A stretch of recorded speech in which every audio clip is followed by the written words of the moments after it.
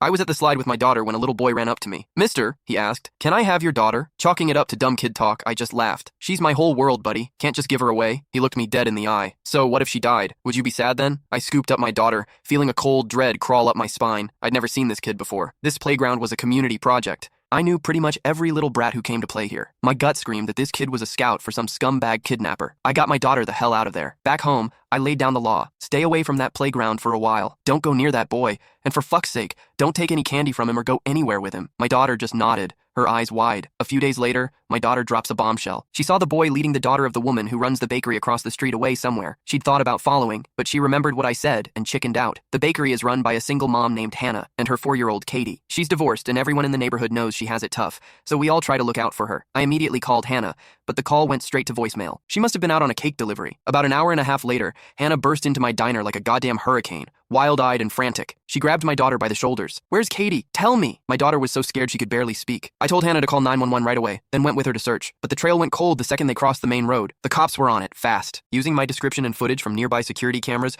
they found the boy that same night. His name was Leo. Leo swore up and down he hadn't taken Katie. His parents backed him up, lying through their teeth that their son had been home all day. The cops showed them the surveillance footage, blowing their bullshit story to pieces. That's when Leo, the little shit, finally mumbled, "I'm not 12 yet, so I don't have to go to jail, right?" Leo led us to a derelict construction site nearby and pointed to a small, freshly dug pit in the ground. "She's in there." The cops dug away the loose dirt and found a styrofoam cooler, the kind you get from Amazon deliveries. They pried the lid open. Katie was crammed inside, curled into a ball. Her eyes were wide open, her mouth slightly agape, her face a mask of pure terror. Hannah just fucking broke. She lunged at Leo, trying to tear him apart, but the cops managed to hold her back. The police had Leo recount the whole thing. His clarity, his step-by-step logic, sent a fucking icicle through my heart. Leo said he found the pit at the construction site and got the idea to bury something alive in it. First, he tried a stray cat, but it scratched its way out immediately. A failure. So, Leo switched his target to a kid. But the hole was too small, so the little psychopath tied 2 shoelaces together to measure the pit's dimensions. Whenever he found a potential target, he'd measure them with the shoelace first before trying to snatch them. He also said he only picked little girls. They were easier to control, and he added,